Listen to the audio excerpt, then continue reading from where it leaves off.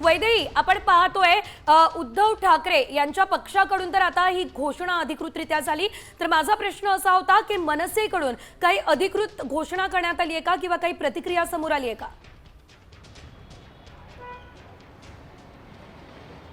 नक्कीच एकूण जर बघितलं तर या सगळ्या बाबतीत आता मनसेकडून अधिकृत प्रतिक्रिया 10 वाजता येणार आहे, कारण 10 वाजता संदीप देशपांडे पत्रकार परिषद घेणार आहेत। त्याच्यामुळे संजय राऊत यांच्या पत्रकार परिषदेनंतर संदीप देशपांडे यांची पत्रकार परिषद असेल आणि अवघ्या महाराष्ट्राला जे चित्र अपेक्षित आहे ते 5 तारखेला दिसण्यासंदर्भातल्या घोषणा या दोन्ही पत्रकार परिषदेमध्ये केल्या जातील अशी देखील माहिती मिळत आहे। एकूण जर बघितलं तर उद्धव ठाकरे आणि राज ठाकरे हिंदुत्वाचा मुद्दा असो, मराठीचा मुद्दा असो आणि आता हिंदी सक्ती चा मुद्दा असो, या तीनही मुद्द्यावर हे दोनही राजकीय पक्ष सध्या एकच भूमिका घेताना बघायला मिळतात। आणि जर भूमिका एक असेल तर मोर्चा का एक नको असा खरं तर कालपासून सवाल विचारण्यात आला होता आणि आता प्रत्येकाला त्याचं उत्तर मिळालेलं आहे, कारण संजय राऊत यांनी मनसेचा प्रस्ताव स्वीकारलेला आहे आणि पुन्हा दोन भाऊ जे आहेत ते याच मोर्चामध्ये एकत्र हिंदी सक्तीच्या विरोधात चालताना बघायला मिळणार असल्याचं दृश्य देखील दिसून येणार आहे। त्याच्यामुळे अधिकृत घोषणा जी आहे ती संजय राऊत म्हणजे ठाकरे गटाकडून केली असली तरी आता मनसेकडून 10 वाजता ही अधिकृत घोषणा केली जाणार आहे। निश्चितच वैदेही, आणखी एक महत्त्वाचा मुद्दा म्हणजे गेल्या अनेक दिवसांपासून जी चर्चा सुरू आहे दोन्ही बंधू एकत्र येणार, त्याच्यासाठी हे पहिलं पाऊल म्हणता येणार आहे का?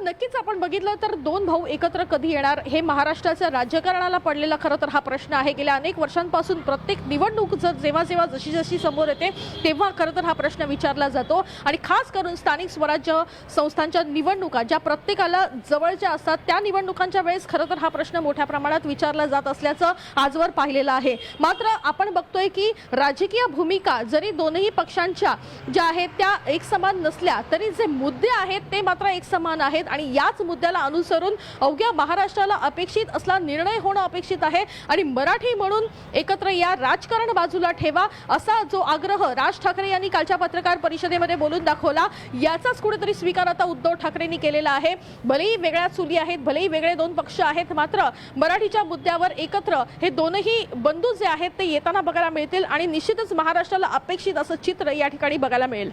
निश्चितच वैदेही, आपण बघितलेलं होतं उद्धव ठाकरे म्हणाले होते जे जनतेच्या मनात असेल तेच होणार आहे।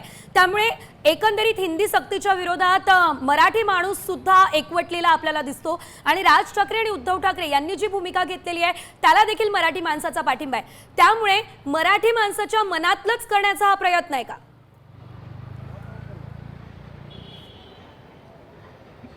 नक्कीच मराठीचा मुद्दा खरं तर सगळ्यात मोठा मुद्दा गेल्या अनेक दिवसांपासून सध्या बघायला मिळतोय, कारण हिंदी सक्तीकरणाचा जो घाट सरकारतर्फे घालण्यात येतोय त्याचा विरोध जो आहे तो या दोन्ही राजकीय पक्षांनी अगदी तीव्रतेने केलेला बघायला मिळाला होता। खास करून राज ठाकरे यांनी गेल्या अनेक दिवसांपासून जी आक्रमक भूमिका घेतली, वेगवेगळ्या सह्यांच्या माध्यमातून उपक्रम जे आहेत ते घेतलेले बघायला मिळाले, पालकांना साथ घातलेली आहे, कलाकारांना साथ घातलेली आहे, साहित्यिकांना साथ घातलेली आहे आणि या सगळ्यांशी बातचीत जी आहे ती या दोन्ही पक्षांची काही वेळासाठी थांबवते।